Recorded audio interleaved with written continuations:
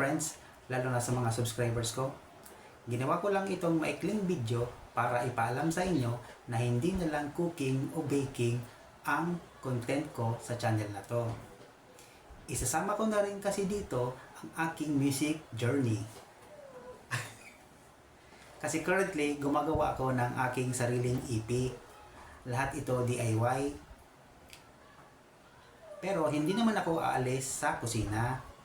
Mag-upload pa rin ako. Yun nga lang, mixed content na talaga for all my passions, ika nga. So, salamat sa panonood, salamat sa pag-intindi, at mas lalong salamat sa mga hindi lalaya sa channel na to. Thank you.